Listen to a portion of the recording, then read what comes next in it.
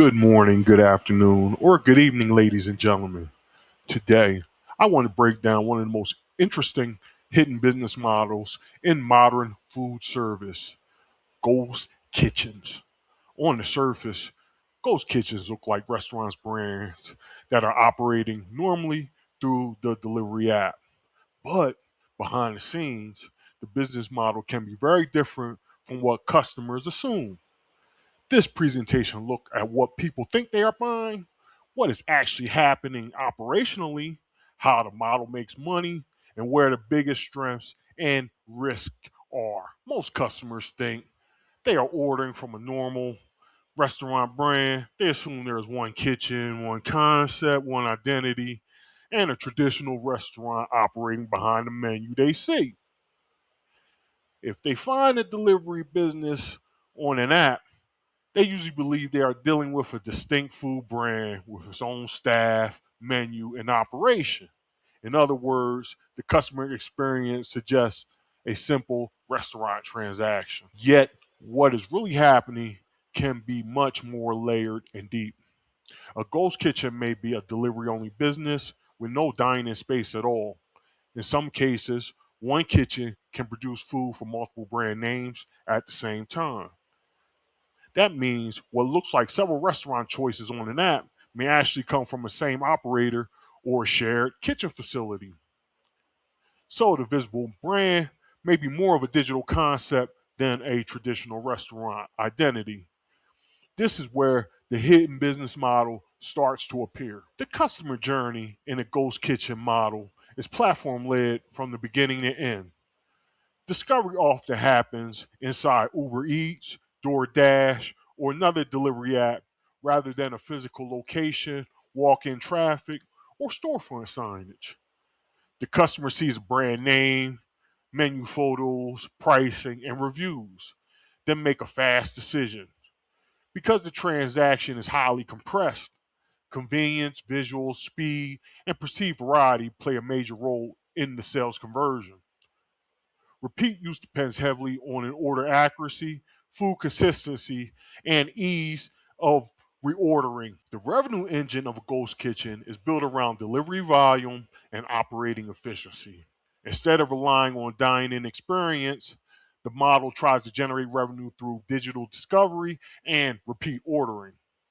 One advantage is that multiple brands can be operated from one kitchen, which allows the business to target different customer tastes without operating multiple physical storefronts. In that sense, the operator is not just selling food, the operator is using brand variety and app visibility to increase order opportunities from a shared infrastructure. The hidden back end is where the real business complexity lives.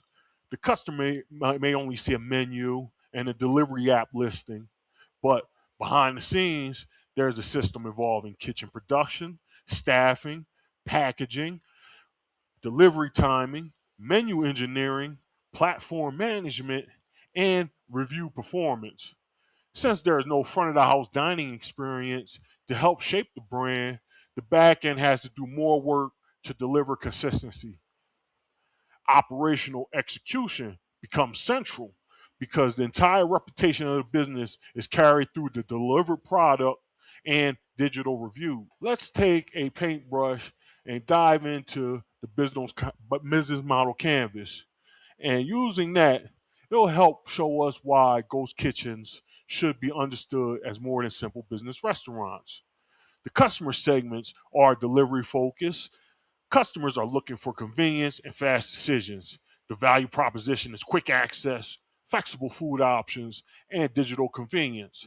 The channels are mainly delivery apps and online ordering platforms.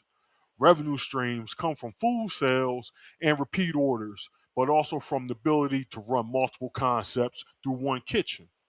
Key activities include food production, app visibility management, and delivery coordination. Key resources include kitchen space, labor brand concept, and digital platform access. The strength, weakness, opportunity, and threat analysis shows us the trade offs clearly. On the strength side, ghost kitchens can reduce some overhead and test concepts flexibly.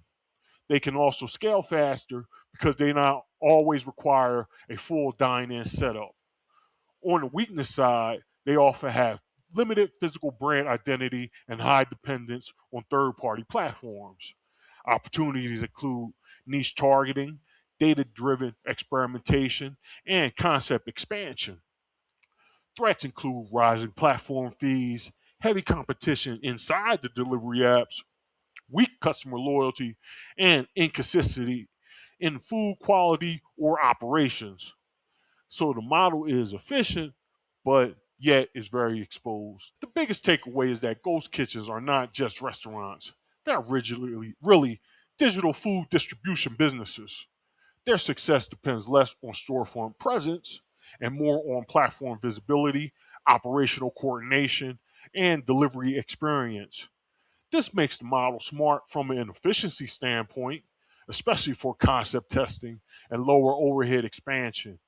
But it also creates fragility because the business depends heavily on third party platforms and the back end the customer never sees but always feels through the final experience. So the big question is whether ghost kitchens represent a smart evolution of the restaurant business or a fragile model built on platform dependence. There are strong advantages in flexibility and cost structure, but there are also real risks in customer loyalty, differentiation, and long term control. This is what makes Ghost Kitchen such an interesting hidden business model. Thank you. And the next question becomes what other business models look simple on the surface but have something much more interesting happening underneath? Thank you.